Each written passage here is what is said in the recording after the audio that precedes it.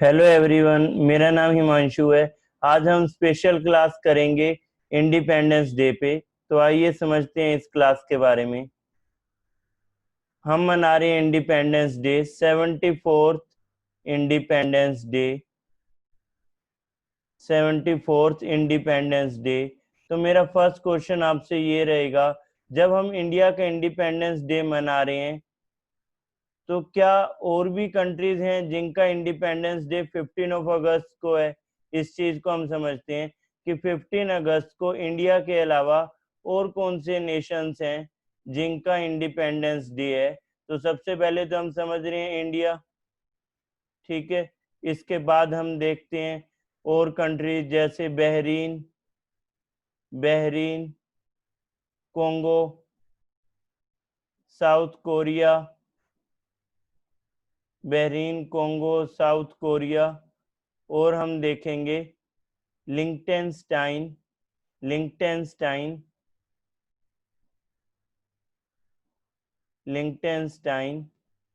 तो ये देश हैं जो हमारे साथ ही 15 अगस्त को अपना आज़ादी दिवस मना रहे हैं। अगर हम इन देशों की बात करें, इंडिया 1947 में हमें आज़ादी मिली ब्रिटिश क्राउन से, ठीक है, ब्रिटिश क्राउन से हमें आज़ादी मिली। अगर हम बात करें बहरीन की, तो बहरीन को 1971 में आज़ादी मिली है। बहरीन 1971, बहरीन के बारे में भी ब्रिटिश क्राउन, ठीक है, इसमें भी हम देख रहे हैं British crown.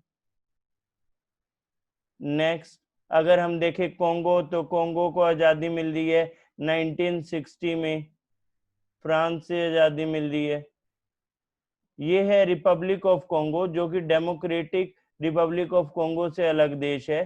South Korea, south Korea को भी 47 में आज़ादी मिल रही है, ब्रिटिश क्राउन, ठीक है, इन्हें भी आज़ादी मिल रही है ब्रिटिश क्राउन से ही। और लैंकेनस्टीन की हम बात कर रहे हैं, इनको आज़ादी मिल रही है 1866 में, और ये आज़ादी मिली इन्हें जर्मन रूल से। ये 6 स्मॉलेस्ट कंट्री है यूरोप में, ठीक है, जर्मन रूल से आज़ादी मिली इन्हें। तो ये देश हैं जिनको आज़ादी मिली 15 अगस्त को। तो इन देशों के साथ हम आज़ादी दिवस मना रहे हैं, India, Bahrain, Congo, south Korea और लिंक्टेनस्टाइन।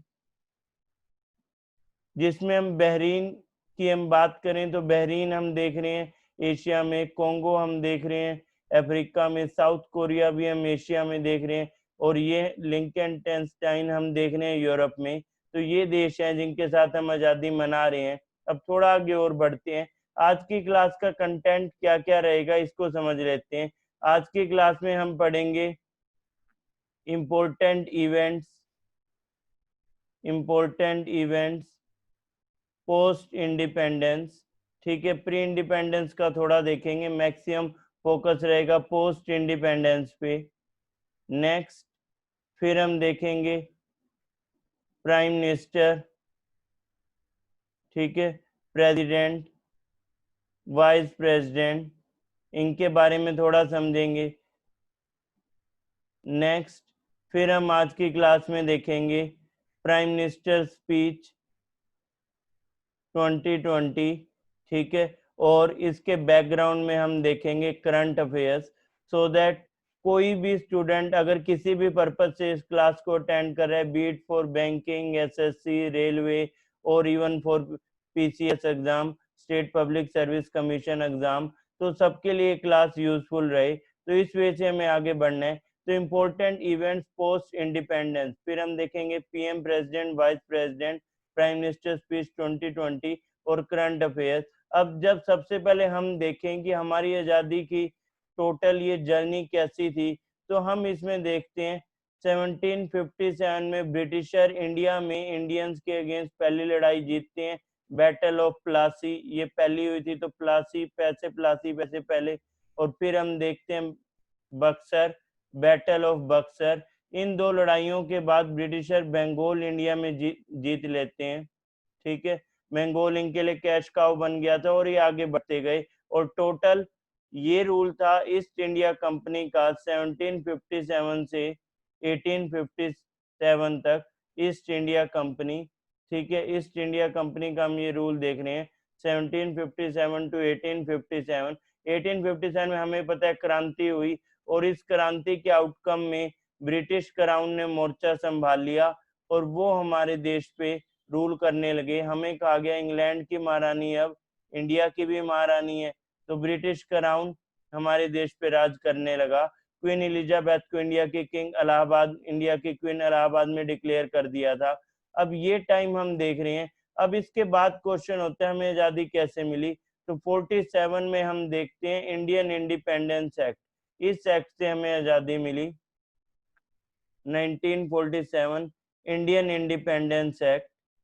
और इसके बैकग्राउंड में हम देख रहे थे कैबिनेट मिशन बना था, ठीक है, 1946 कैबिनेट मिशन। और इस कैबिनेट मिशन ने कॉन्स्टिट्यूएंट असेंबली बनाने के लिए और हमें हमारा संविधान लिखने के लिए, आप ये कह सकते हैं, अनुमति दे दी थी। कॉन्स्टिट्यूएंट असेंबली हम बना पाए थे। अब ये हम क्यों डिस्कस कर रहे हैं, बहुत से लोग ये बोलते हैं, आपने भी ये सब अफवाहें सुनी होगी कि अंग्रेज वापस आ जाएंगे, कुछ साल के लिए हम आजाद हुए हैं। लेकिन हमारे फाउंडर मेंबर कॉन्स्टिट्यूशन के, हम बात कर रहे हैं फाउंडिंग फादर, तो वो लोग बहुत अच्छे थे, बहुत समझदार थे। उन्होंने इन सब चीजों के ऊपर ऑलरेडी सोचा हुआ है।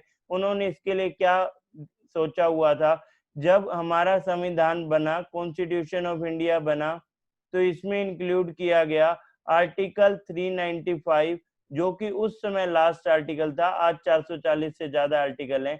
आर्टिकल 395। अब 395 क्या कह रहे हैं, 395 आर्टिकल ने, जो कि कॉन्स्टिट्यूशन बनने के बाद 26 जनवरी 1950 जब हमारा कॉन्स्टिट्यूशन लागू हो गया, रिपब्लिक डे वाले दिन, ठीक है, आज तो इंडिपेंडेंस डे लेकिन ये घटना रिपब्लिक डे से जुड़ी हुई है।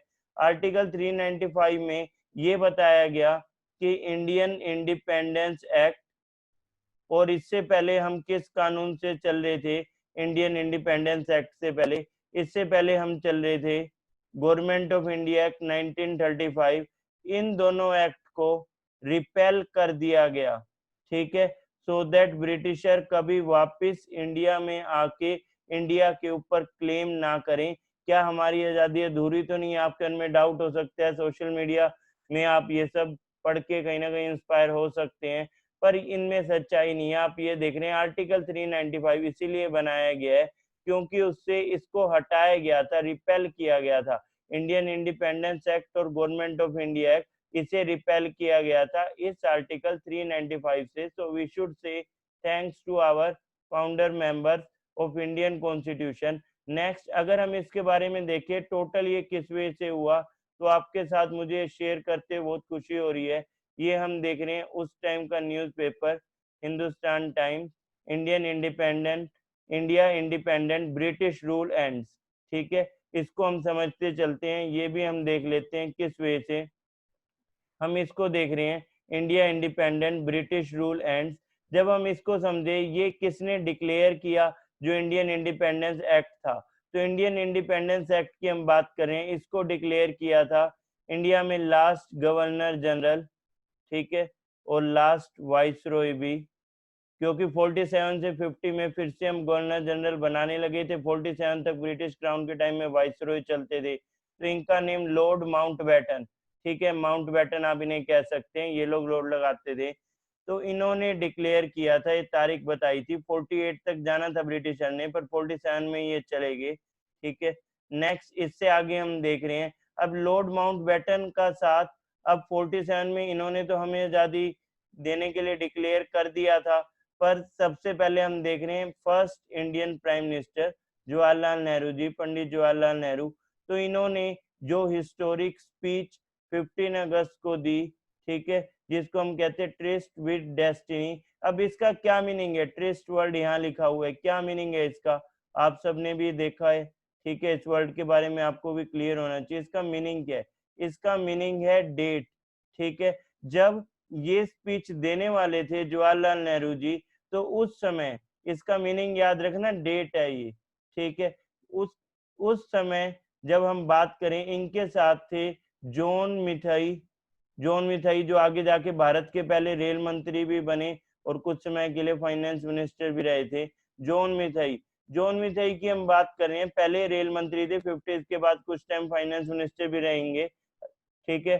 तो जवाहरलाल नेहरू जी को इन्होंने सजेस्ट किया आप डेट वर्ड यूज नहीं करेंगे अपनी हिस्टोरिक इंडिपेंडेंस डे स्पीच में, क्योंकि डेट वर्ड को यूरोप में ये अदरवाइज अलग वे से लेते हैं, ठीक है। जब लड़का लड़की साथ जा रहे हैं मिलने के लिए उसे भी डेट कह रहे हैं, तो इन्होंने यही बात नेहरू जी को समझाई कि आप डेट वर्ड यूज मत करो, और उन्होंने 2-3 वर्ड की लिस्ट बताई जिसमें नेहरू जी को ट्रिस्ट वर्ड सबसे सही लगा, जो कि डेट की रिप्लेसमेंट है, मीनिंग इसका भी डेट ही है, ठीक है। तो ट्रिस्ट विद डेस्टिनी, तो ये हम देख रहे हैं। तो ये नेहरू जी की हिस्टोरिक स्पीच थी, when the whole world sleep India awakes, तो ये हम स्पीच की बात कर रहे हैं। और इस तरह इंडिया को आज़ादी मिली 15 अगस्त को, और 14 अगस्त को आज़ादी मिली पाकिस्तान को, ठीक है। 14 अगस्त की हम बात कर रहे हैं, 14 अगस्त को पाकिस्तान को आज़ादी मिली और 15 अगस्त को इंडिया को आज़ादी मिली। जब 47 से 50 तक, जब तक हमारा कॉन्स्टिट्यूशन ही आया था 26 जनवरी 1950 तक, हम डोमिनियन अंडर ब्रिटिश थे। और जब 26 जनवरी 1950 को भारत का संविधान लागू हो गया, रिपब्लिक डे हमने उस दिन को मनाया, तो उस दिन से हम बन गए स्वतंत्र भारत, पूरी तरह से सोवरेन नेशन हम बन गए। उस 47 से 50 के ड्यूरेशन में हम डोमिनियन अंडर ब्रिटिश थे, ठीक है। हम आजाद तो थे, लेकिन पूर्ण रूप से हम देख रहे हैं ये बाद में हुआ कॉन्स्टिट्यूशन के आने के बाद, इसीलिए हम देख रहे हैं 395 आर्टिकल भी। तो आज हम देख रहे हैं भारत बहुत ऊंचाइयों पे जा रहा है। हम देख रहे हैं इंडिया और पाकिस्तान एक साथ आजाद हुए थे, पर आपने भी ये सब जोक सुने होंगे कि हम तो मार्स पे पहुंच गए हैं, मंगल ग्रह पे एक देश पहुंच गया और दूसरा अभी तक भारत में पहुंचने की कोशिश कर रहा है। तो ये 14 अगस्त और 15 अगस्त की हम बात कर रहे हैं। नेक्स्ट, इसके अलावा हम आगे बढ़ते हैं, कुछ चीजें और समझते हैं।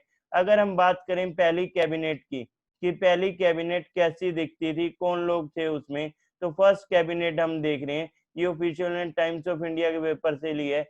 हम देख रहे हैं इंडिपेंडेंट इंडिया फर्स्ट कैबिनेट, इसमें आप देख रहे हैं जवाहरलाल नेहरू जी, पंडित जवाहरलाल नेहरू, ये पहले हम देख रहे हैं प्रधानमंत्री, देन पहले गृह मंत्री, ठीक है, सरदार पटेल जी, शिक्षा मंत्री पहले मौलाना अब्दुल कलाम आजाद, ठीक है। ये सब हम देखते चलते हैं। पहले हम देख रहे हैं प्रधानमंत्री जवाहरलाल नेहरू, ठीक है। होम मिनिस्टर हम देख रहे हैं सरदार वल्लभ भाई पटेल, होम मिनिस्टर, ठीक है। मौलाना अब्दुल कलाम आजाद हम देख रहे हैं शिक्षा मंत्री, मौलाना अब्दुल कलाम आजाद, ठीक है, ये हम देख रहे हैं शिक्षा मंत्री। और जॉन मिथई जो भी आपको बताए थे, ये हम देख रहे हैं rail minister, rail and transport. और सरदार बलदेव सिंह डिफेंस मिनिस्टर, ठीक है। तो ये थी इंडिया की पहली कैबिनेट। इंडिया में फर्स्ट टाइम इलेक्शन कब हुआ था? 51 से इलेक्शन शुरू हुए थे, 52 तक ये इलेक्शन गए थे, ठीक है। 25 अक्टूबर 51 से 25 अक्टूबर 1951 से ये इलेक्शन गए 12 फरवरी 1952 तक। तो ये हम देख रहे हैं फर्स्ट इलेक्शन की बात। अब इलेक्शन में हम देख रहे हैं 17 करोड़ यहाँ वोटर्स थे, 17 करोड़ वोटर्स थे उस टाइम, 17 करोड़ वोटर्स, ठीक है, जिसमें 46% ने एक्सरसाइज किया था वोट, और 489 मेंबर्स थे जिनके लिए वोटिंग हो रही थी, ठीक है, 489 मेंबर्स। आज के टाइम में कमेंट करके बताएंगे कितने प्रेजेंट मेंबर्स हैं और मैक्सिमम मेंबर लोकसभा में कितने हो सकते हैं, ठीक है, ये आपको बताना पड़ेगा कमेंट करके। देखते हैं कौन इसका आंसर कर पाता है। तो ये आप देख रहे हैं कि ये वो डेट है जब इंडिया के जनरल इलेक्शन हुए, और उसमें स्टेट और जनरल इलेक्शन एक साथ ही होते थे, वन नेशन वन इलेक्शन का कंसेप्ट, जो 1951 से 52 तक फेसेस में कंडक्ट किए गए।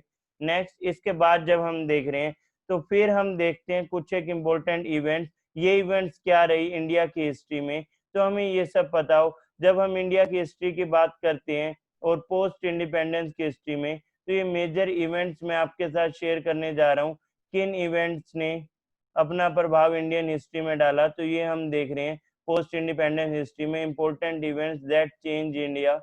सबसे पहले हम इसमें देखते चलते हैं, yes, accession of princely state, princely states को इंडिया में मिलाना। इसके लिए हम याद करते हैं आयरन मैन सरदार वल्लभ भाई पटेल जी, ठीक है। तो उनके कंट्रीब्यूशन की वजह से हम देख रहे हैं 560 से ज्यादा प्रिंसली स्टेट रियासतों को भारत में मिलाया गया, ठीक है। नेक्स्ट, इसके बाद हम देखते हैं फिर इंपॉर्टेंट इवेंट है enactment of minimum wages act, minimum wages act. Minimum wages act, और 8 घंटे काम लिया जाए, उससे ज्यादा अगर काम लिया जाएगा तो फिर एक्स्ट्रा उसके लिए पेमेंट करनी पड़ेगी, एक्स्ट्रा टाइम के लिए। ये सब बहुत अच्छा किया था, इंटरनेशनल लेबर ऑर्गेनाइजेशन नॉर्म्स के अकॉर्डिंग किया था, और इसके लिए क्रेडिट जाता है ग्रेट जीनियस पर्सन, हम बात कर रहे हैं यहाँ पे doctor B are Ambedkar ji की, तो उनको कंट्रीब्यूशन इसके लिए जा रहा है। Enactment of minimum wages act 1948, ठीक है, तो कहीं ना कहीं उनकी डायरेक्शंस पे ये बना था। नेक्स्ट हम देख रहे हैं लैंड रिफॉर्म्स इंडिया में हुए। लैंड एक्विजिशन बहुत जरूरी था, बिना लैंड एक्विजिशन के हम सड़क और जितने भी मेजर प्रोजेक्ट्स हैं हम ये नहीं कर सकते थे। यही कारण आगे जाके बनेगा कि हम राइट टू प्रॉपर्टी को हटाएंगे फंडामेंटल राइट से। Next reorganisation of state, one language one state का फॉर्मूला। तो आपने अभी तक क्या क्या मेजर पॉइंट यहाँ देखे, तो मैं इनको यहाँ समराइज कर देता हूँ।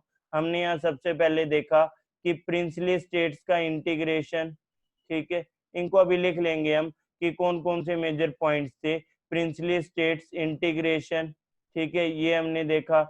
नेक्स्ट फिर हमने देखा मिनिमम वेजेस एक्ट के ऊपर, नेक्स्ट हम देख रहे हैं मिनिमम वेजेस एक्ट, इसके ऊपर हमने देखा, ठीक है। नेक्स्ट इसके बाद हम बात कर रहे हैं land reforms, land reforms, land reforms, ठीक है। नेक्स्ट फिर हम देखें reorganisation of states.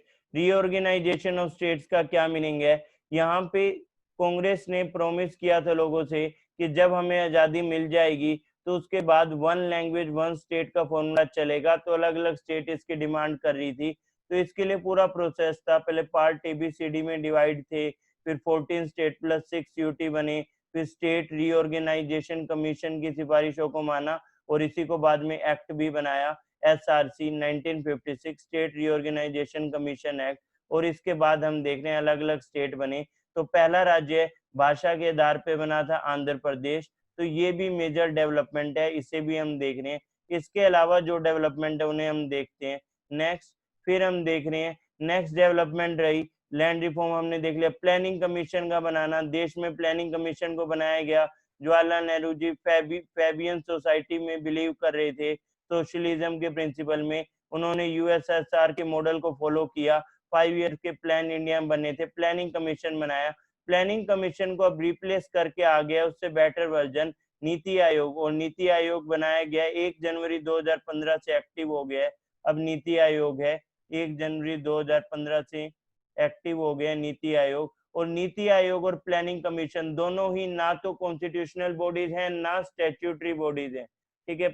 Prime minister और उनके काउंसिल ऑफ मिनिस्टर ने, कैबिनेट ने डिसाइड किया और ये बॉडीज बन गई। हाइड्रो इलेक्ट्रिक प्रोजेक्ट, सबसे पहले जो हाइड्रो इलेक्ट्रिक प्रोजेक्ट आए थे, लाइक हम बात करें भाखड़ा नंगल डैम का आना, ठीक है, उसको बनाने की बात हुई थी।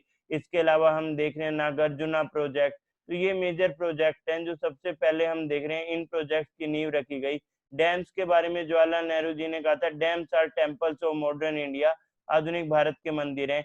पंचशील एग्रीमेंट, ये एग्रीमेंट्स भी इंपॉर्टेंट है, इन्हें हम लिखेंगे। चाइना के साथ हमने पंचशील एग्रीमेंट किया, पाकिस्तान के साथ शिमला और ताशकंद हमने की है, और चाइना के साथ 62 का वॉर हुआ है, पाकिस्तान के साथ 65, 71 और 99 का वॉर हुआ है, ठीक है। इन चीजों को भी हम फॉलो करेंगे। नेक्स्ट फिर हम देख रहे हैं ग्रीन रेवोल्यूशन। ग्रीन रेवोल्यूशन 68 69 में ग्रीन रेवोल्यूशन की स्टार्टिंग हुई, और ग्रीन रेवोल्यूशन के साथ 1970s के बाद हम देख रहे हैं व्हाइट रेवोल्यूशन, ऑपरेशन फ्लड भी, और 1985 आने तक ब्लू रेवोल्यूशन। तो ये मेजर रेवोल्यूशन। ग्रीन रेवोल्यूशन में क्या था, high yielding variety of seeds, use of fertiliser, water and irrigation facility, तो ये हम देख रहे हैं। और ये सब हमने सीखा नॉर्मन बार्गलो, जिन्हें हम कहते हैं father of green revolution in world, Norman Borlaug. और नॉर्मन बार्गलो से सीखा MS स्वामीनाथन जी ने, जिन्हें हम कहते हैं father of green revolution in India, MS Swaminathan. तो दो नेम आपको याद रखने हैं, MS Swaminathan and Norman Borlaug, MS Swaminathan, ठीक है। और हम देख रहे हैं Norman Borlaug, father of green revolution के लिए हम देख रहे हैं। नेक्स्ट इसके बाद हम देखते हैं इंडिया का स्पेस प्रोग्राम 1969। स्पेस प्रोग्राम की हम बात कर रहे हैं तो 15 अगस्त 1969 को इसरो को बनाया गया था। इसरो को बने 50 ईयर से ज्यादा हो गया है। अभी रिसेंट आते हैं भारत पैकेज में हमने स्पेस सेक्टर को ओपन भी कर दिया है। अब हम भी इंडिया में अपना स्पेस एक्स भी बनाना चाह रहे हैं अलोंग विद इंडिया नासा, और इंडिया का नासा है ISRO. Next nationalisation of bank, major economic event. इसके अलावा हम देख रहे हैं 1971 का war, Bangladesh liberation war, 1975 emergency, black spot on Indian democracy, 75 to 77 emergency. Next, liberalisation of Indian economy. इन सबको हम अभी एक साथ देख लेते हैं। फिर हम देख रहे हैं मंडल कमीशन का बनना 1990 में, जिसने ओबीसी को 27% रिजर्वेशन प्रोवाइड किया। Operation blue star 1984।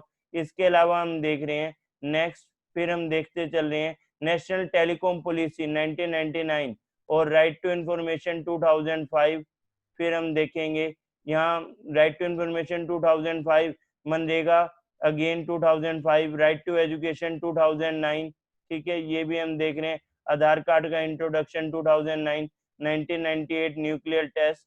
ठीक है, तो ये सब हम देखते चलते हैं। India US nuclear agreement 2008, demonetisation of currency, introduction of Lokpal, introduction of GST. तो ये मेजर इवेंट्स हैं, इनको हम और अच्छे समझ लेते हैं। अभी swapping of colonies of India and Bangladesh, तो ये कॉलोनीज का एक्सचेंज हुआ था, इसे भी हम समझते चलते हैं। इन चीजों को हम डिटेल में देख लेते हैं। तो ये तो हमने देखा फर्स्ट कैबिनेट के बारे में। इसके अलावा हम देखें तो कुछ एक इम्पोर्टेंट इवेंट आपको और समझने हैं। जैसे हम इस चीज को समझते हैं कि हम इंडियन प्राइम मिनिस्टर की जब हम बात कर रहे हैं, तो इंडिया में हम देख रहे हैं प्राइम मिनिस्टर जवाहरलाल नेहरू जी, देन गुलजारी लाल नंदा, ये फर्स्ट और लास्ट आप देखेंगे एक्टिंग प्राइम मिनिस्टर, 2 बार बनेंगे एक्टिंग प्राइम मिनिस्टर, इनके अलावा कभी कोई नहीं बना है। यहाँ हम देख रहे हैं एक्टिंग प्राइम मिनिस्टर।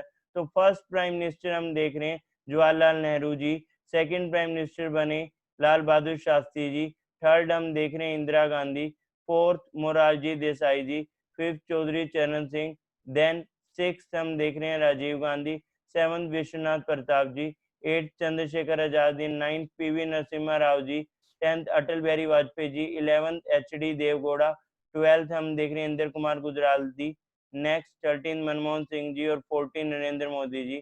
तो 14th प्राइम मिनिस्टर है नरेंद्र मोदी। हम ये पूरा इवेंट देख रहे हैं कौन कौन प्राइम मिनिस्टर किस वे से रहे। अब जो अब तक हमने डिस्कस किया उसका एक ओवरव्यू ले लेते हैं। हम क्या करंट अफेयर्स को इनके साथ याद कर सकते हैं? बिल्कुल कर सकते हैं।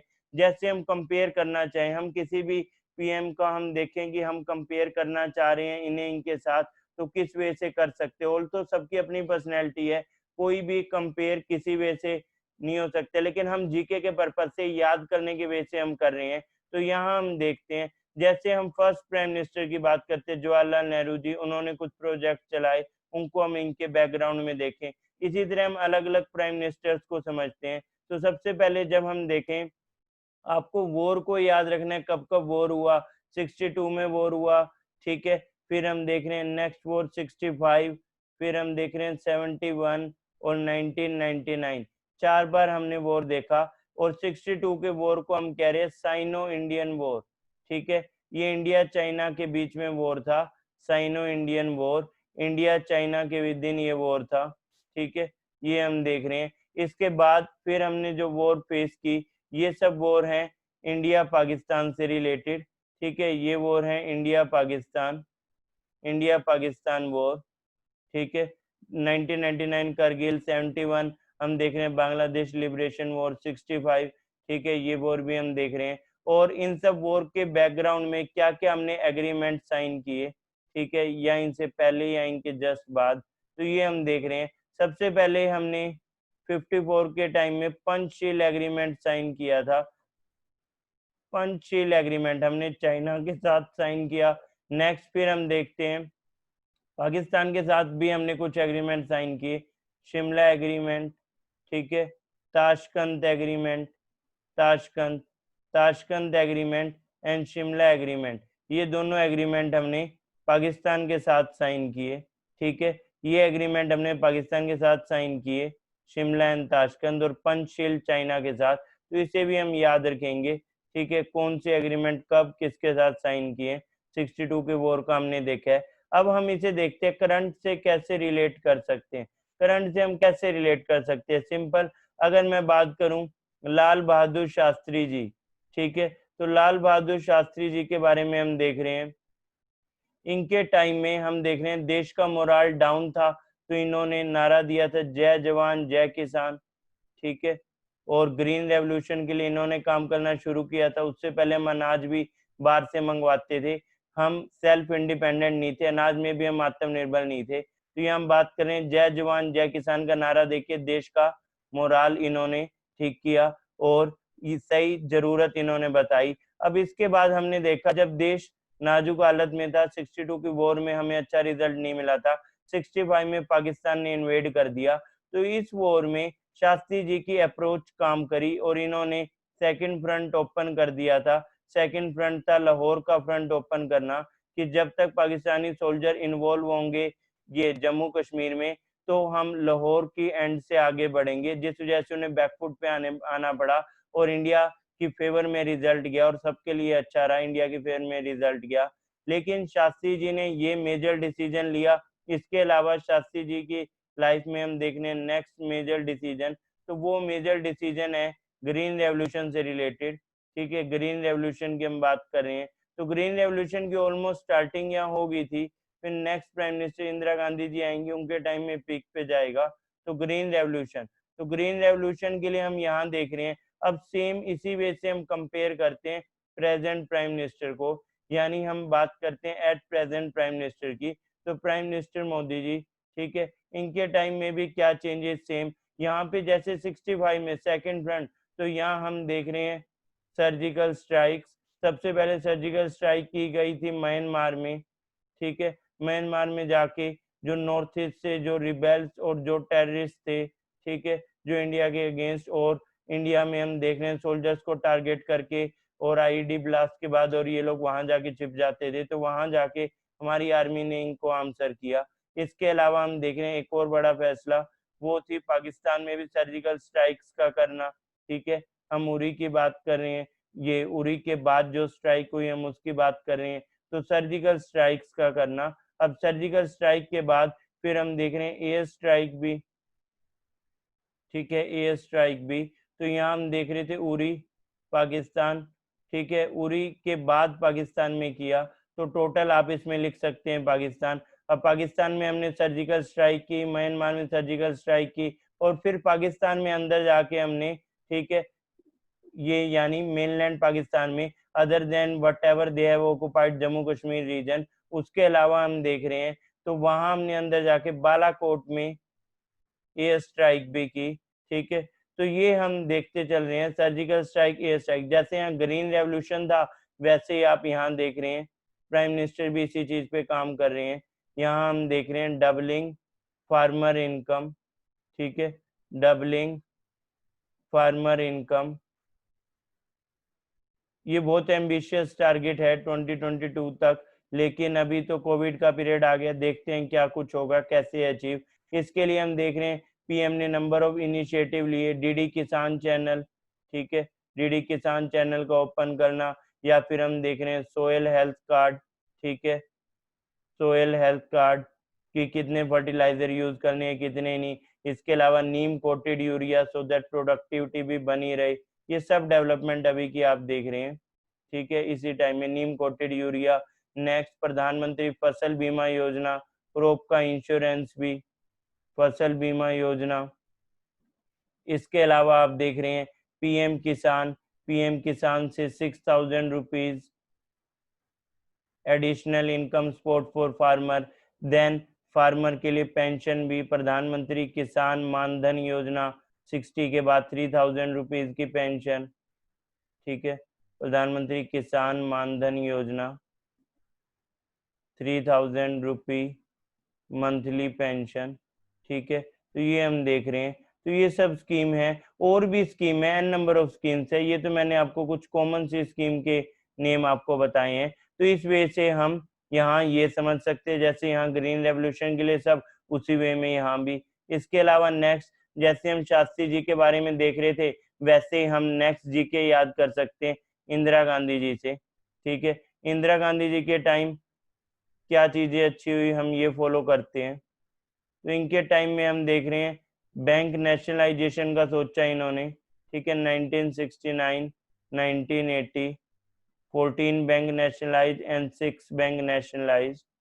अब इसके पीछे ये प्रोसेस क्या था, प्रोसेस बहुत बड़ा था इसके पीछे, कि इंदिरा गांधी मैम को लगा सोशली, इकोनॉमिकली, पॉलिटिकली उस टाइम कुछ बड़े राज्यों में गवर्नमेंट हार गई थी इनकी, और इसके अलावा इन्हें कुछ बड़ा करना था 71 के इलेक्शन के लिए, तो इस पर्पज से भी ये बड़ा फैसला लिया गया। और इसके साथ साथ जो number of bank, private bank लगातार फेल हो रहे थे, 47 तक, 560 से ज्यादा हम देखते थे बैंक, और बाद में उनका नंबर ड्रास्टिकली रिड्यूस हुआ, 67 तक 90 बचे। तो एक तरह से पॉलिटिकल कंपल्शन भी हो गई थी, और इसकी वजह से इवन इन्हें फाइनेंस मिनिस्टर के भी अगेंस्ट जाना पड़ा, और आरबीआई के गवर्नर के भी। ठीक है, तो ये हम देख रहे हैं, उनको इन्फॉर्म नहीं किया गया था। तो bank nationalisation 69 and 80, 1975 RRB, regional rural bank, ठीक है, इसका बनाना रीजनल रूरल बैंक, तो ये हम देख रहे हैं। और इसी तरह जब हम देखें प्रेजेंट प्राइम मिनिस्टर, यानी अगेन हम कंपेयर करेंगे प्राइम मिनिस्टर मोदी जी से, तो इनके टाइम में भी क्या, तो इनके टाइम में हम देख रहे हैं, ठीक है, new category of bank, small finance bank and payment bank, small finance bank and payment bank, ठीक है, ये नई कैटेगरी के बैंक की हम बात कर रहे हैं, small finance bank and payment bank. इसके अलावा हम देखें तो फिर हम देख रहे हैं next private bank, two new private bank, ठीक है, two new private bank, Bandhan bank and IDFC, Bandhan and IDFC, ये भी इसी टाइम में। इसके अलावा हम देखें, अब देखो पेमेंट बैंक में कुछ गवर्नमेंट के भी हैं, एनएसडीएल और इंडियन पोस्ट पेमेंट बैंक, यानी इंडियन पोस्ट को भी बचा लिया, और साइड बाय साइड ये पैरेलल में ये बैंक भी खड़े कर दी, ठीक है। इसके अलावा गवर्नमेंट का सबसे बड़ा एम्बिशियस प्रोजेक्ट जन धन योजना, जिससे 40 करोड़ प्लस अकाउंट, और इसमें हम देख रहे हैं 20 करोड़ तो वुमेन के अकाउंट है, ठीक है, 20 करोड़ वुमेन के अकाउंट है, जिनका एफिशिएंटली यूज भी किया है इस टाइम में। इसके अलावा हम देख रहे हैं मुद्रा, मुद्रा में जो टोटल लोन है, ठीक है, कोलेटरल फ्री लोन, बिना गारंटी के लोन, 70% इसमें वुमेन को, ठीक है, तो ये भी हम देख रहे हैं, और एन नंबर ऑफ एग्जाम्पल हैं। तो ये इनिशिएटिव कॉमन हो गए। नेक्स्ट फिर हम देखते हैं, अब हम बात करते हैं राजीव गांधी जी। जब हम बात करें राजीव गांधी जी की, तो इनके टाइम में, ठीक है, इनके टाइम में हम देखते हैं, यहाँ पे आप देखेंगे Jawahar Navodaya Vidyalaya, Navodaya Vidyalaya, national education policy, national education policy, consumer protection act, consumer protection act, motor vehicle act, motor vehicle act, motor vehicle act, ठीक है। और इसके अलावा फिर हम देख रहे हैं ट्रिपल तलाक के अगेंस्ट इन्होंने कानून बनाया था, जो कि केस था शाहबानो केस, ठीक है, शाहबानो केस। तो सेम ऐसी डेवलपमेंट आप यहाँ भी देख रहे हैं प्रेजेंट प्राइम मिनिस्टर के टाइम भी। तो प्राइम मिनिस्टर मोदी जी के टाइम जैसे यहाँ हम देख रहे हैं नवोदय विद्यालय, तो उसकी तरह यहाँ ट्राइबल चिल्ड्रन के लिए हम देख रहे हैं एकलव्य, एकलव्य स्कूल्स, एकलव्य स्कूल्स, ठीक है, for tribal children, Eklavya schools. Next national education policy का न्यू एजुकेशन पॉलिसी 2020, ये 1986 की है, ठीक है। नेक्स्ट फिर हम देखें कंज्यूमर प्रोटेक्शन एक्ट, तो यहाँ भी consumer protection act, consumer protection act amended किया है ये, so that e commerce and all उन केसेस में भी आज के इन्वायरमेंट के अकॉर्डिंग। मोटर व्हीकल एक्ट भी, ठीक है, अगेन। देन ट्रिपल तलाक में यहाँ केस था शायरा बानो केस, तो Muslim women protection act, Muslim women right to marriage protection act, तो ट्रिपल तलाक के अगेंस्ट कानून, क्योंकि वर्डिक्ट दोनों बार एक जैसा था सुप्रीम कोर्ट का, इधर भी, लेकिन यहाँ इन्होंने ट्रिपल तलाक के अगेंस्ट एक्ट भी बनाया। इसके अलावा हम देखें तो राजीव गांधी जी ने 1985 में असम पैक्ट साइन किया था, ठीक है, असम पैक्ट। तो उसी के बैकग्राउंड में आप देख रहे हैं यहाँ पे एनआरसी इन असम, सेम। तो आप देख रहे हैं वही चीजें यहीं पे, एनआरसी इन असम। ठीक है, तो इन्होंने कहा था एनआरसी लाएंगे पर हुआ नहीं, अब जाके वो फाइनली कोर्ट के ऑर्डर के बाद इधर जाके हुआ, एनआरसी इन असम। और इसके अलावा हम देखें citizenship amendment act, citizenship amendment act. ठीक है, सिटीजनशिप में हर प्राइम मिनिस्टर ने अपने ढंग से सिटीजनशिप दी। जैसे जवाहरलाल नेहरू जी के टाइम तिब्बतन्स को सिटीजनशिप मिली, तो तिब्बतन्स बुद्धिस्ट को मिली क्या, तिब्बतन्स कम्युनिस्ट को मिली, चाइनीज कम्युनिस्ट को मिली? ठीक है, उन्हें नहीं मिली, तिब्बतन बुद्धिस्ट को मिली। राजीव गांधी जी के टाइम हम देख रहे हैं बांग्लादेश से कुछ लोगों को मिली, और इसके ये इन्होंने के कट ऑफ डेट रखी, उससे पहले वालों को तो मिली। और इसके अलावा हम देख रहे हैं इंदिरा गांधी जी, उन्होंने स्पेशल उगांडा के हिंदू और सिखों को ही दी थी। ठीक है, तो इसी तरह यहाँ भी हम देख रहे हैं इन्होंने भी प्रताड़ित जो अफगानिस्तान, पाकिस्तान और बांग्लादेश से जो माइनॉरिटीज हैं, 6 माइनॉरिटीज, उन सब के लिए सिटीजनशिप इससे, और बाकी सबको भी मिलेगी, किसी को डिनाई नहीं किया है। बस इनको 5 साल में मिल जाएगी, उन्हें normal procedure 11 years plus 12 month. ठीक है, तो ये कंसेप्ट भी इसमें। नेक्स्ट, इसके अलावा हम देखें अटल जी से कंपेयर करते हैं कौन सी चीजें अगेन सेम। तो यहाँ हम देखते हैं जैसे अटल जी के टाइम इसका इन प्राइम मिनिस्टर साहब ने जिक्र किया था स्पीच में भी। ठीक है, GQ, गोल्डन क्वाड्रिलेटरल का कंसेप्ट था, गोल्डन क्वाड्रिलेटरल। गोल्डन क्वाड्रिलेटरल का सिंपल सा मीनिंग कि यहाँ ये कनेक्ट करने जा रहे थे, और ये कनेक्ट कर रहे थे 4 metropolitan cities, Delhi, Mumbai, Kolkata and Chennai. ठीक है, तो ये प्रोजेक्ट इसके लिए था, 4 मेट्रोपॉलिटन सिटीज, इनको आपस में कनेक्ट करना था, दिल्ली, मुंबई, कोलकाता एंड चेन्नई। ठीक है, ये हम देख रहे हैं। इसके अलावा फिर हम देखें सर्व शिक्षा अभियान। ठीक है, इनके टाइम में सर्व शिक्षा अभियान। टेलीकॉम पॉलिसी, टेलीकॉम की अप्रोच इनके टाइम में सबसे अच्छी थी, टेलीकॉम पॉलिसी। ठीक है, ये हम देख रहे हैं टेलीकॉम पॉलिसी। नेक्स्ट, इनके टाइम में न्यूक्लियर पावर। न्यूक्लियर पावर में आप 2 याद करेंगे, जैसे यहाँ न्यूक्लियर पावर ये 1998-99 का ये टाइम है। ठीक है, इससे पहले पोखरण में, इससे पहले भी वो इंदिरा गांधी के टाइम में। तो 2 बार आप देख रहे हैं, क्योंकि पाकिस्तान ने नए वेपन बना लिए थे, तो हमें भी अपने आप को अपग्रेड करना था। इंटरनेशनल प्रेशर के साथ भी हमने इसके ऊपर काम किया और अपग्रेड किया। नेक्स्ट, प्रधानमंत्री ग्राम सड़क योजना, प्रधानमंत्री ग्राम सड़क योजना। अब सेम ऐसी डेवलपमेंट आप यहाँ भी देख रहे हैं।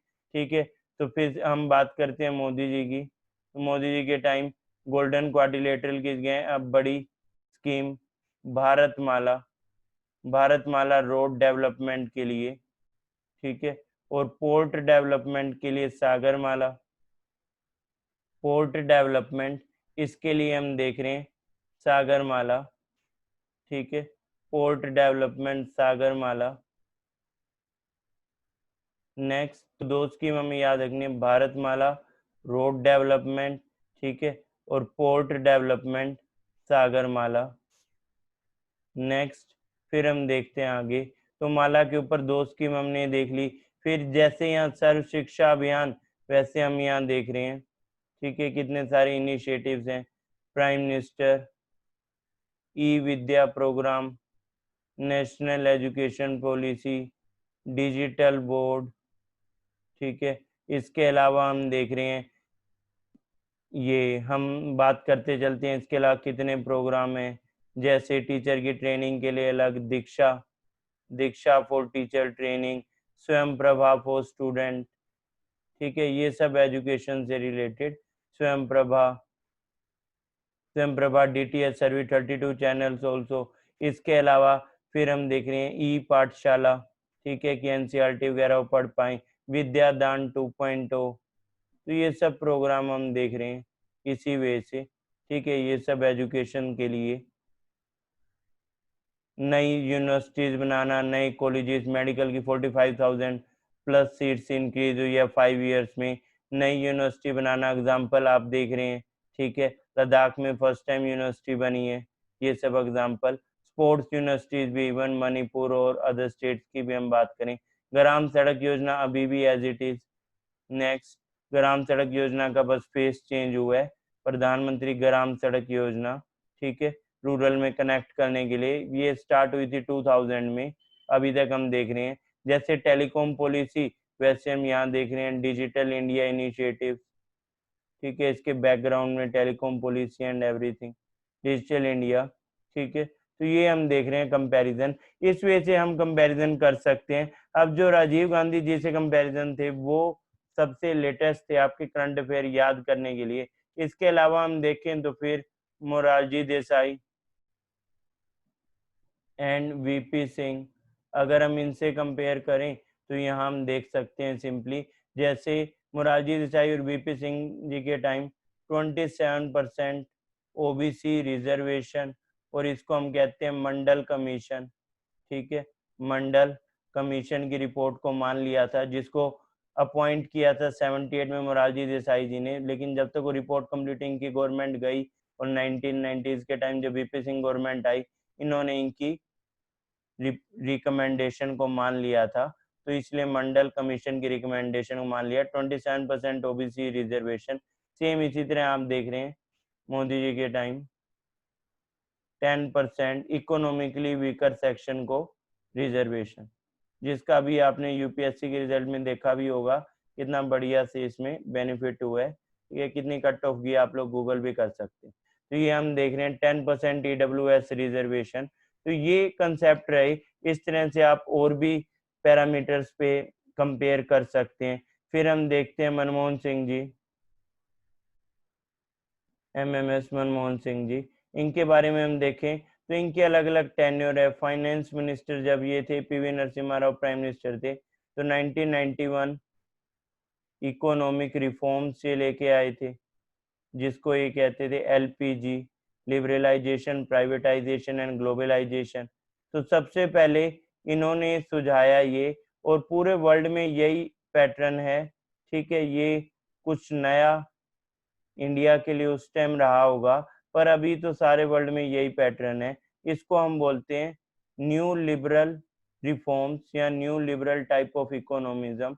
इसमें क्या रहेगा, इसमें रहता है कि हमें डेफिसिट्स कम करने हैं, ठीक है। इसके अलावा आप इसमें देखते हैं डेफिसिट्स तो हमें कम करने हैं, और हमें इन्फ्लेशन पे कंट्रोल करना है, इन्फ्लेशन कंट्रोल, ठीक है। इसके अलावा सरकार को डिसइन्वेस्टमेंट करनी है, डिसइन्वेस्टमेंट, ये पॉइंट रहा, डिसइन्वेस्टमेंट। अब इसमें क्या है पॉइंट, इसमें सिंपली आप देख रहे हैं जैसे डिसइन्वेस्टमेंट का पॉइंट है, लिबरलाइजेशन, पॉलिसीज को इजी बनाना, ठीक है, ग्लोबलाइजेशन, इंपोर्ट एक्सपोर्ट, ठीक है। क्योंकि इंडिया की इकोनॉमी जब 1970 से 70 तक समहाउ, ठीक, 70 से 90 तक बहुत भयंकर प्रॉब्लम में जा रही थी। यहाँ पे हम देख रहे थे लाइसेंस कोटा परमिट राज चल रहा था, लाइसेंस कोटा परमिट।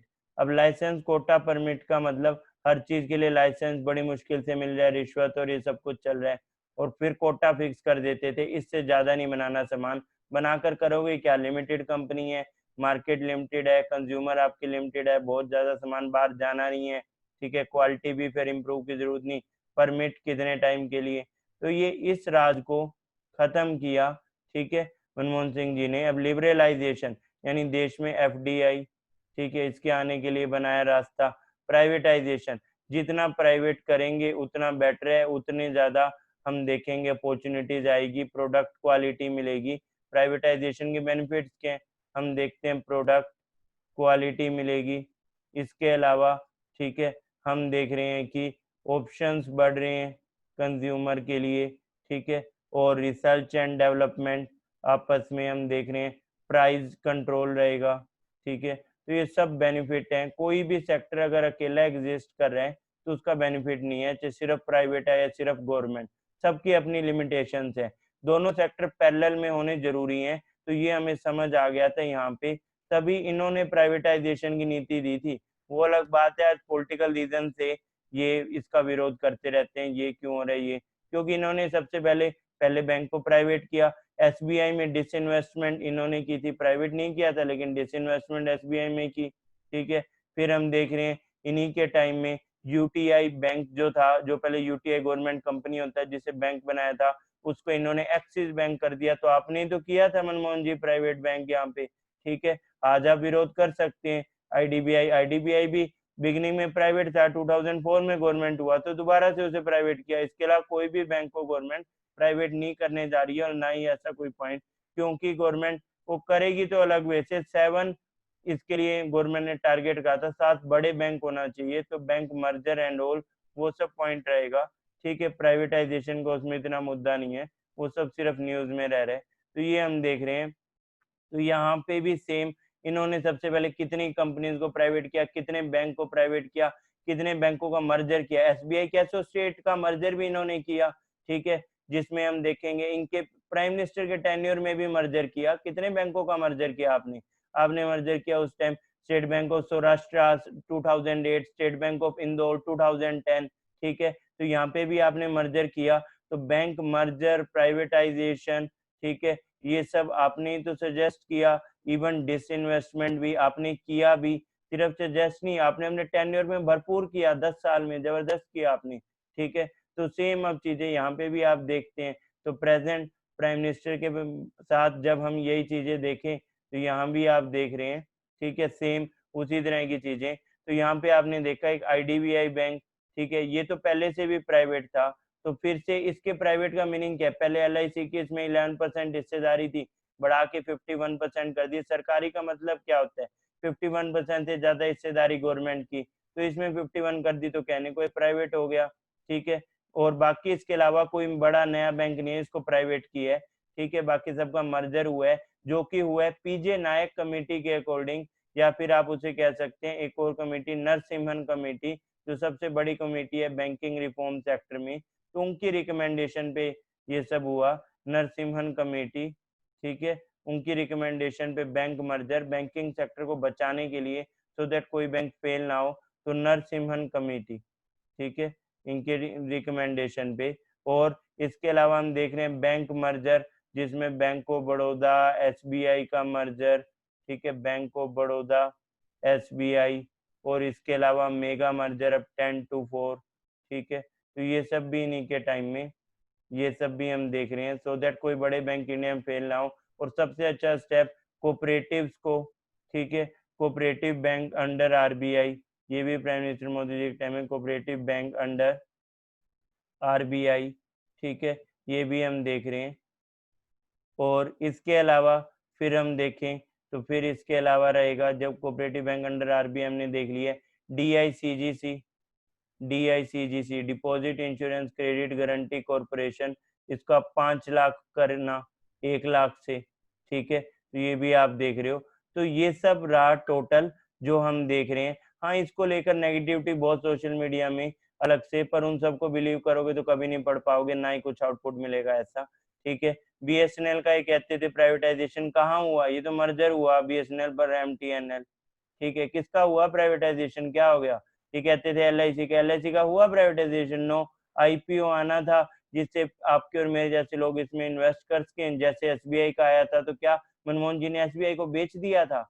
नहीं बेचा था। आईपीओ की उस टाइम प्रॉपर एसबीआई का आईपीओ नहीं आया, पर उसी वे से जैसे उसमें कुछ हिस्सेदारी सरकार ने कम की, तो यहाँ भी हम देख रहे हैं, ठीक है, हिस्सेदारी का कम करना ये होगा, ये भी हुआ नहीं है, ठीक है। इसके अलावा हम देख रहे हैं एयर इंडिया को लेकर अफवाह चल रही, सरकार बेचना चाहते, पर खरीदेगा कौन उसे?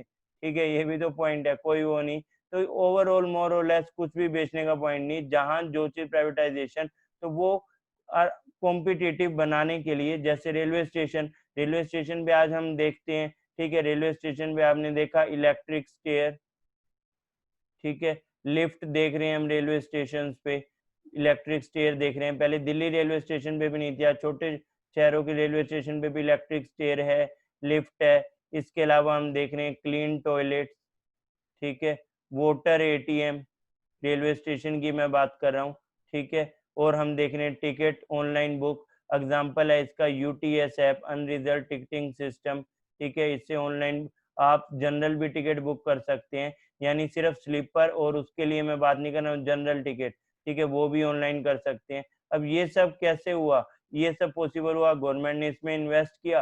अब गवर्नमेंट ने इसमें 150 + 10 to 24 तक, ठीक है, तो वो भी प्राइवेट लाने की बात की है, जो कि सिर्फ 5% होगा of total train operated by Indian railway. तो ये इस वे से हम देख रहे हैं। इसके अलावा जो तेजस वगैरह चल रही है, गवर्नमेंट की कंपनी IRCTC से ही चल रही है और उसमें कोई लॉस नहीं, तो गवर्नमेंट की कंपनी से ही वो रन। तो ये सब डेवलपमेंट हम देख रहे हैं, जो अब तक टोटल हम देख रहे हैं कि ये डेवलपमेंट हुई। अब इस बार की स्पीच में क्या क्या नया है, क्या क्या अलग है, इस चीज को देखते चलते हैं कि क्या। तो हम यहाँ बात करते हैं 74th इंडिपेंडेंस डे अगेन, ठीक है, कि स्पीच में पीएम ने क्या पॉइंट रखे। तो सबसे पहले नई चीजें क्या शुरू होने वाली हैं, इसको हम देखते हैं। अगर हम नई चीजों को देखें तो इसमें ये अनाउंस किया पीएम ने, ये कहा कि ये new cyber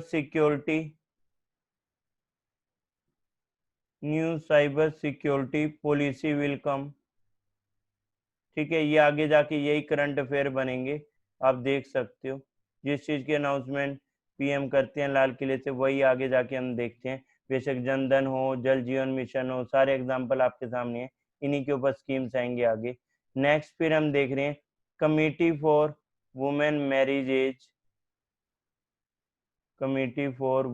marriage age, so that वो कुपोषण की शिकार ना हो और मैरिज एज को बढ़ाया जा सकता है based on the recommendation of this committee.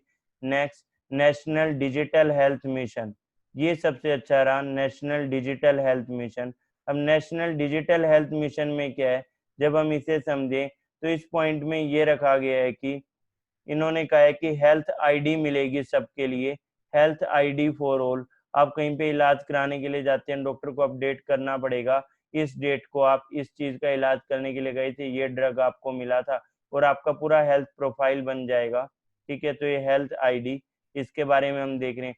इसके अलावा एक न्यूज है इन्वायरमेंट से related, project लोयन and project dolphin भी आएगा, ठीक है, जैसे अभी रनिंग में प्रोजेक्ट टाइगर है और प्रोजेक्ट एलिफेंट है, तो प्रोजेक्ट लोयन और प्रोजेक्ट डॉल्फिन भी आएगा, इसकी भी हम बात कर रहे हैं, तो ये भी बताया गया। इसके अलावा जैसे अभी आपने देखा है करंट अफेयर में, अंडमान एंड निकोबार आइलैंड में इसमें कनेक्टिविटी प्रोवाइड की गई है, ठीक है। तो यहाँ हम देख रहे हैं जैसे अंडमान निकोबार आइलैंड में ये केबल से, ऑप्टिकल फाइबर केबल से कनेक्टिविटी प्रोवाइड की है, वैसे ही लक्षद्वीप आइलैंड्स में नेक्स्ट 1000 डेज में ऑप्टिकल फाइबर केबल कनेक्टिविटी, ठीक है, यहाँ भी प्रोवाइड की जाएगी,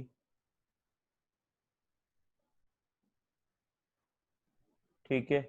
नेक्स्ट, और इसके अलावा हम देख रहे हैं नेक्स्ट पॉइंट है, हर विलेज की बात हुई है, हर विलेज के लिए, यानी देश में जो 6 लाख से ज्यादा गांव है उनके लिए 6 लाख प्लस विलेज में भी optical fibre cable connectivity in next 1000 days, ठीक है, नेक्स्ट 1000 डेज, तो ये भी हम बात कर रहे हैं इसके लिए भी, ठीक है। इसके अलावा हम देख रहे हैं और क्या पॉइंट इसमें रखे गए, ये तो नए पॉइंट हैं जो आगे होने हैं, तो इनको आप करंट अफेयर समझ सकते हो, ठीक है। तो ये तो करंट अफेयर हैं, उसके अलग अलग टॉपिक पे पीएम ने अपनी बात रखी। जैसे मैं पहले एक टॉपिक पिक करता हूँ, बायोडाइवर्सिटी। बायोडाइवर्सिटी के ऊपर पीएम ने क्या पॉइंट रखे, इनको देख लेते हैं। बायोडाइवर्सिटी, बायोडाइवर्सिटी के ऊपर रखा कि फॉरेस्ट कवर इंडिया में इंक्रीज हो रहा है, ठीक है, फॉरेस्ट कवर इंक्रीज हो रहा है, और अब ये बन गया 24.56%, तो ऑलमोस्ट 1/4 ऑफ इंडिया की लैंड पे फॉरेस्ट हम देख रहे हैं, ठीक है। दुनिया में टॉप 10 में इंडिया का नेम आ रहा है in terms of percentage wise total forest. Then next फिर हम देखें दो, प्रोजेक्ट टाइगर, प्रोजेक्ट एलिफेंट, ठीक है, कितने एलिफेंट इंडिया में, अभी एलिफेंट डे भी हमने देखा था। प्रोजेक्ट टाइगर की हम बात कर रहे हैं, तो इंडिया में टाइगर का काउंट है 2967, ठीक है, इतने टाइगर्स हैं इंडिया में।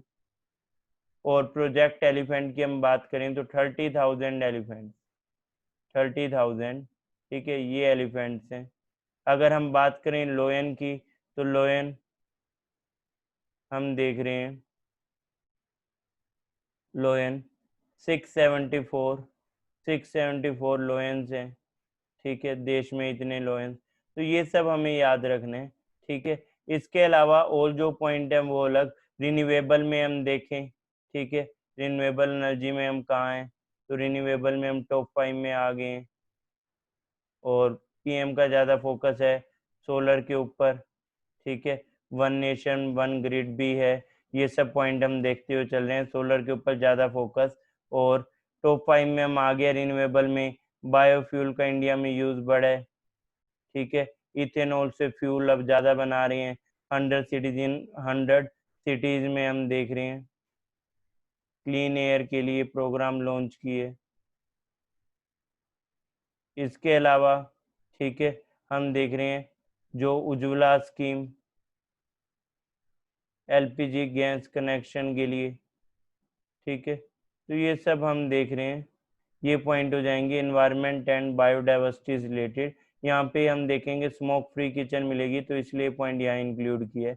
नेक्स्ट, इसके अलावा जो पॉइंट है हम ये भी देखते हैं और क्या पॉइंट प्राइम मिनिस्टर ने इंक्लूड किए। तो ये बताया गया कि देश ऑलरेडी, हम देख रहे हैं, अलग अलग तरह के चैलेंजेस फेस कर रहा था, जैसे, ठीक है, कोरोना वायरस, फिर हम देख रहे हैं साइक्लोन्स। ठीक है, तो सिंपली हम समझ सकते हैं, जैसे आपने ये सब सुना होगा सोशल मीडिया पे, आपको याद भी हो गया होगा कि बाहर निकले तो वायरस है।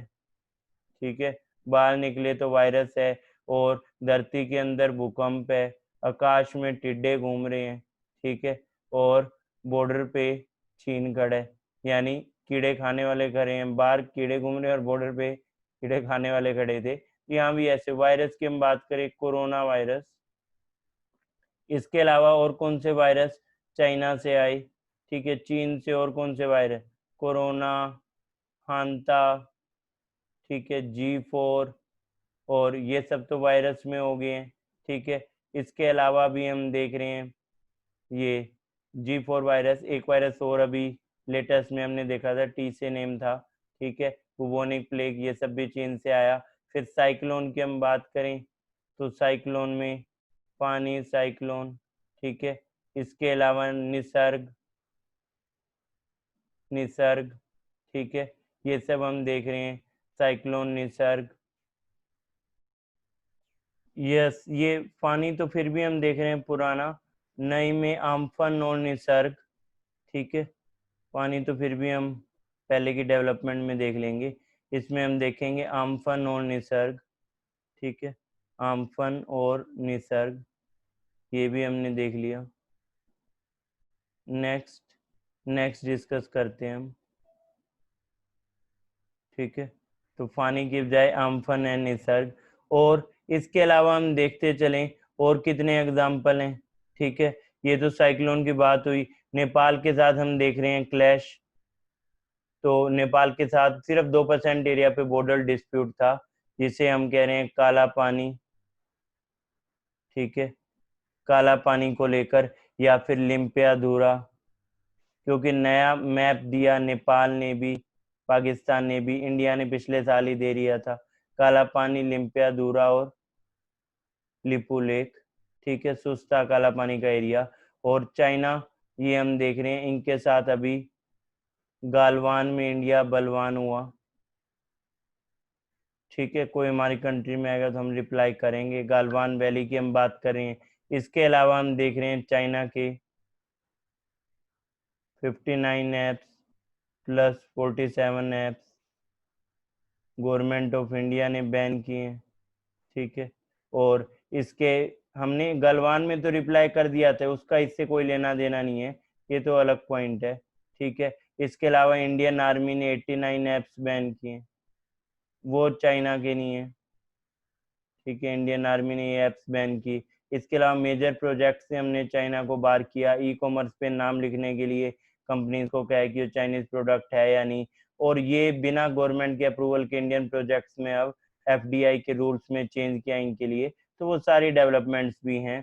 और इसके अलावा पीएम ने इसमें बताया कि ब्रिटिशर्स से कैसे हमने लोहा लिया था, तो उसके ऊपर पीएम ने बताया था। आत्मनिर्भर भारत का संकल्प, तो आत्मनिर्भर भारत की हम बात कर रहे हैं, ठीक है। आत्मनिर्भर भारत कैसे बने, तो इन्होंने यहाँ एग्जाम्पल लिया था सेल्फ रिलायंट फार्मर का।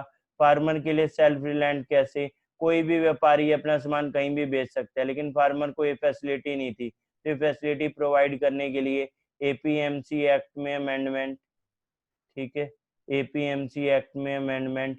इसके अलावा हम देख रहे हैं और अमेंडमेंट हुआ इसेंशियल कमोडिटीज एक्ट, इसमें भी अमेंडमेंट किया गया। वन नेशन वन मार्केट बनाने की कोशिश, ठीक है, इसेंशियल कमोडिटीज एक्ट में अमेंडमेंट। तो फार्मर्स के लिए ये डिसीजन लिए गए, ठीक है। इसके अलावा हम देख रहे हैं अभी किसान रेल भी शुरू हुई थी महाराष्ट्र से बिहार तक, ठीक है। किसान रेल इस बार के बजट में लिखी हुई थी, ठीक है। अगर आपने बिल्कुल बहुत अच्छे चीज़ें पढ़ी हैं, याद आपको हैं, तो आपको चीज़ें ध्यान रहेंगी। किसान रेल स्टार्ट हुई थी, ठीक है। और किसान से रिलेटेड हम देख रहे हैं एग्री इंफ्रा फंड भी रिलीज किया पीएम ने, ठीक है, 1 लाख करोड़ का, ठीक है। तो इसमें यहाँ पे है कि कोल्ड स्टोरेज के लिए और ये सब बनाना रहेगा, cold storage, farmer producer organisations की बात हुई है, ठीक है, उसमें इन्वेस्टमेंट, एग्रीकल्चर का इंफ्रास्ट्रक्चर के ऊपर जोर होगा कि कोल्ड स्टोरेज चेन बनेगी, फूड प्रोसेसिंग यूनिट्स, ठीक है, तो वो सब बनेंगे, mega food parks and all, 1 lakh crore की इन्वेस्टमेंट से नेक्स्ट 5 ईयर्स तक, और ये सब हम देख रहे हैं, ठीक है। इसके अलावा नेक्स्ट, ये तो बात हुई इस सेक्टर की, और फिर हम देख रहे हैं, फिर यहाँ डिस्कशन हुआ था स्किल के ऊपर, और इसके अलावा इंडिया में हम देखें हेल्थ सेक्टर में नए हॉस्पिटल, ठीक है, हेल्थ में हम बात करें हॉस्पिटल का बनना, पीपी किट्स आज देश में 5 लाख से ज़्यादा बन रहे हैं, दुनिया में सेकंड लार्जेस्ट हम बन गए हैं पीपी किट बनाने में। कोरोना में हमने कैसे आपदा को अवसर में बदला है। N95 मास्क हम देख रहे हैं कैसे, ठीक है, इंडिया में अब बन रहे हैं N95 मास्क। इसके अलावा फिर हम देखें तो और कितने बेनिफिट ये हमने इस चीज़ के, इसी के बहाने हमने ठीक करने की कोशिश की है हेल्थ सेक्टर में। जो हेल्थ एंड वेलनेस सेंटर हैं, ठीक है, वो हम देख रहे हैं 1.5 lakh health and wellness centres, 1.5 lakh announce किए थे, 1/3 तो ऑपरेशनल भी हो गए हैं इसके, प्रधानमंत्री जन आरोग्य योजना के साथ ही अनाउंस हुए थे। और इसके अलावा हम देख रहे हैं, ठीक है, इंडिया में अब वेंटिलेटर्स, कितने ज़्यादा वेंटिलेटर्स अब इंडिया में बन रहे हैं, कितने टोटल थे जितने अब बन रहे हैं, तो ये वेंटिलेटर्स की हम बात कर रहे हैं, तो ये सब डेवलपमेंट भी हैं, ठीक है। इसके अलावा मेक इन इंडिया से अब मेक फॉर वर्ल्ड की भी बात हुई है, और NIP national infrastructure pipeline 110 lakh crore इसमें कहा है, बजट में 102 103, ये अलग अलग पॉइंट पे, इकोनॉमिक सर्वे में अलग था ये पॉइंट। तो नेशनल इंफ्रास्ट्रक्चर पाइपलाइन 60,000 से ज़्यादा प्रोजेक्ट इसमें रहेंगे, ठीक है। और ये सब प्रोजेक्ट इंफ्रास्ट्रक्चर को बढ़ावा देने के लिए, क्योंकि जितना इंफ्रास्ट्रक्चर बढ़ेगा उतना हम देख रहे हैं इकोनॉमिक ग्रोथ बढ़ रही है जितनी, वो उतना प्रमोट करेगी आगे टोटल जॉब क्रिएशन को, जॉब क्रिएशन डिमांड को, डिमांड फर्दर हम देख रहे हैं पूरा इकोनॉमिक मॉडल ये बन जाएगा, इन्फ्लेशन एंड फर्दर जॉब इंक्रीशन, तो ये हम देख रहे हैं। इसके अलावा नेक्स्ट फिर हमने देखा पीएम ने एक पॉइंट को डिस्कस किया कि 2014 से 19 में, ये अलग गया इससे टाइम, 19 से 24 से, 2014 से 19 को टाइम को कह रहे हैं कि जरूरतों के लिए, यानी बेसिक इसेंशियल को पूरा करने वाला ये टाइम था। पीएम ने इसमें बेसिक इसेंशियल्स को पूरा करने की कोशिश की, लाइक इसमें हम देख रहे हैं यहाँ कोशिश की, सबसे पहले जैसे इसमें हम देख रहे हैं टॉयलेट, ठीक है, हाउस देना, इसके अलावा लोगों के जन धन अकाउंट ओपन कराना, ठीक है, इसके अलावा हम देख रहे हैं LPG गैस कनेक्शन देना, ठीक है, toilet, house, Jan Dhan account, LPG gas connection. और नेक्स्ट इसके अलावा हम देख रहे हैं इसमें ये नेक्स्ट पॉइंट रहेगा इलेक्ट्रिसिटी प्रोवाइड करना, ठीक है। तो ये जो बेसिक ज़रूरतें हमारी होती है, रोड, ठीक है, इंफ्रास्ट्रक्चर, उस पर ज़्यादा काम, तो इन सब के ऊपर काम किया।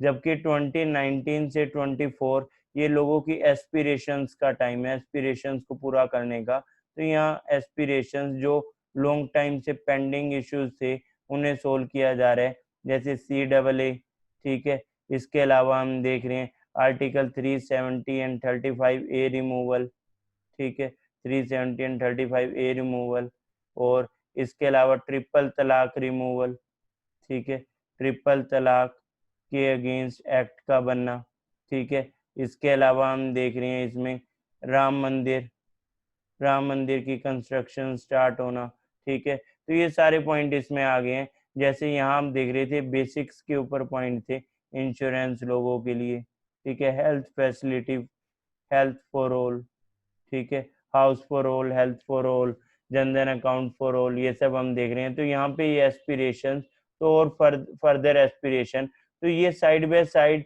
यहाँ पे ये पॉलिटिकल भी हम देख रहे हैं। यहाँ हम देख रहे थे सोशल इंफ्रा के ऊपर ज्यादा था काम, ठीक है। यहाँ ये पॉलिटिकल हमें लग रहा है, पर इसके बैकग्राउंड में सोशल भी चल रहा है, ठीक है। सोशल का हम एग्जाम्पल लें तो यहाँ जल जीवन मिशन, वोटर की बात हो रही है, ठीक है, कि अब सबके लिए साफ पानी अवेलेबल हो, तो वोटर के लिए, तो सोशल का पॉइंट इसमें हो गया। इसके अलावा नए हॉस्पिटल बनाना, ठीक है, national infrastructure pipeline and all, ये सब सोशल में आ जाएगा। और इसके अलावा हम देख रहे हैं फर्स्ट टाइम प्राइम मिनिस्टर ने ये अनाउंस भी किया इसके रिगार्डिंग, जो आत्मनिर्भर भारत में था, पीएम स्वनिधि जैसी स्कीम, पहली बार स्ट्रीट वेंडर्स के लिए स्कीम है, ठीक है, इंडिया में फर्स्ट टाइम कोई स्कीम है स्ट्रीट वेंडर के लिए भी, ठीक है, उन्हें भी लोन इजीली मिल जाए, ऐप से ही मिल जाए। इसके अलावा हम देख रहे हैं प्रधानमंत्री गरीब कल्याण योजना, फिर प्रधानमंत्री गरीब कल्याण अन्न योजना, प्रधानमंत्री गरीब कल्याण रोजगार, ठीक है, तो उनको रोजगार प्रोवाइड करने के लिए, तो ये सब स्कीम, ये सारी स्कीम हम देख रहे हैं। अब अकेले आत्मनिर्भर भारत अपने आप से तो बनेगा नहीं, इसके बैकग्राउंड में हमें कुछ चीजें और भी देखनी पड़ेंगी। जैसे हमें ये भी समझना पड़ेगा अकेले सिटीज के बढ़ने से नहीं बढ़ेगा, तो फिर जो बैकवर्ड डिस्ट्रिक्ट है उन्हें हम कहते हैं एस्पिरेशनल डिस्ट्रिक्ट, इनकी रैंकिंग और इनका पूरा फ्रेमवर्क हम देखते हैं। इसमें 170, ये एस्पिरेशनल डिस्ट्रिक्ट की हम बात करें, सॉरी, एस्पिरेशनल डिस्ट्रिक्ट में 110 ऐसे डिस्ट्रिक्ट हैं, 173 तो कोस्टल डिस्ट्रिक्ट हैं। तो एस्पिरेशनल डिस्ट्रिक्ट की बात हुई है, 110 डिस्ट्रिक्ट, इनके ऊपर काम हो रहा है बेसिक फैसिलिटी इंक्रीज करने में, फार्मर के लिए सोलर पंप और उन सब के ऊपर काम भी, ठीक है। तो ये पॉइंट भी हमने देखा। नेक्स्ट स्पेस सेक्टर को ओपन कर दिया, one nation one ration card, one nation one grid, ठीक है, ये सब पॉइंट भी चल रहे हैं, one nation one ration card, ठीक है। तो न्यू अपॉर्चुनिटीज इसके साथ, जैसे स्पेस सेक्टर का ओपन करना, न्यू अपॉर्चुनिटीज, ठीक है, ये हम देख रहे हैं। और one nation one ration card को कोई भी माइग्रेंट लेबर अब दूसरे स्टेट में जा रहा है तो उससे दिक्कत नहीं रहेगी। इसके अलावा आईबीसी बैंक के लिए हम कितने पॉइंट देखते हैं, नेशनल एजुकेशन पॉलिसी, ये सब भी हमने देखा। रिकॉर्ड ऑनलाइन ट्रांजैक्शन इंडिया में अब होता है, ठीक है, तो ये पॉइंट भी है, रिकॉर्ड ऑनलाइन ट्रांजैक्शन, इसकी भी हम बात कर रहे हैं। इंडिया अभी हम देख रहे हैं री इलेक्ट हुआ है, यूएनएससी का मेंबर इंडिया बने, ठीक है, यूएनएससी का मेंबर नॉन परमानेंट 184 वोट के साथ। इससे पहले हम मेंबर बने हैं कुछ ग्रुप्स के, ठीक है, जैसे ये सब ग्रुप है जिसके इंडिया मेंबर बने, एससीओ, एमटीसीआर, ऑस्ट्रेलियन ग्रुप, ठीक है, और इसके अलावा EBRD, European bank for reconstruction and development. तो बहुत सारे एग्जाम्पल हैं हम किंग का पार्ट बने और कहाँ हम पार्ट नहीं बने, जहाँ हमें लगा कि इससे इंडियंस का नुकसान है, जैसे आरसीईपी से हमने खुद को बाहर किया। आज इंडिया का सबसे बड़ा ट्रेडिंग पार्टनर यूएसए है, कभी चाइना होता था, आज इंडिया की 5th लार्जेस्ट इकोनॉमी है, ठीक है। हम पहले हम बात करें तो 10th नंबर पे थे, आज इंडिया का जीडीपी साइज है, ठीक है, टोटल की मैं बात कर रहा हूँ, 2.9 ट्रिलियन डॉलर, जिसको हम रुपीज में देखें तो ये बनता है 205 लाख करोड़ रुपए। इसके according India 5th largest economy बन गई है। इसी को सपोर्ट करने के लिए हमें बड़े बैंक चाहिए, इसीलिए हम मर्जर वगैरह देखते हैं। तो 5th लार्जेस्ट इकोनॉमी इंडिया की है, ठीक है। और हम इसके बैकग्राउंड में जब ये देखें इंडियन इकोनॉमी 5th लार्जेस्ट, हमारी पॉलिसीज को भी हम साथ लेके चल रहे हैं। नेबरहुड फर्स्ट पॉलिसी है नेबर्स के लिए, एक्ट ईस्ट पॉलिसी है, ठीक है, ये सब पॉलिसीज भी हम देख रहे हैं। और इसके अलावा नॉर्थ ईस्ट के लिए हमने कितना कुछ हमने देखा इस टाइम में करंट अफेयर्स में। नॉर्थ ईस्ट के लिए हम देख रहे हैं बोडो पीस एकॉर्ड, बोडो शांति समझौता असम में, बोडो पीस एकॉर्ड, ठीक है, ये हम देख रहे हैं असम। और इसके अलावा फिर हम देख रहे हैं ब्रू रियांग पीस एकॉर्ड त्रिपुरा के लिए, ब्रू रियांग एकॉर्ड, ठीक है, ये हम देख रहे हैं त्रिपुरा। इसके अलावा इससे पहले नागा एकॉर्ड भी साइन हुआ था। और अभी हम देख रहे हैं CDS नेशनल वॉर मेमोरियल, ठीक है, ये सब भी ऑलरेडी बन चुके हैं, पर वो नॉर्थ ईस्ट से डायरेक्टली रिलेटेड नहीं है, तो हम इसकी बात कर रहे हैं। तो ये सब पॉइंट है जो हम देख सकते हैं। और इसके अलावा इंडिया में अब हम देख रहे हैं कोरोना के लिए जैसे 7 लाख से ज़्यादा टेस्ट हो रहे हैं, 3 वैक्सीन पे काम भी हो रहा है, जिसमें हम देख रहे हैं कोवैक्सीन, एक तो कोवैक्सीन है, ठीक है, कोरोना के लिए हम वैक्सीन की बात करें तो हम देख रहे हैं कोवैक्सीन। और एक हम देख रहे हैं जाइडस कैडिला की वैक्सीन है, ZY-CoV-D। और थर्ड ये वैक्सीन है ऑक्सफोर्ड की, इंडिया में इसके ट्रायल हो रहे हैं सीरम इंस्टीट्यूट के साथ।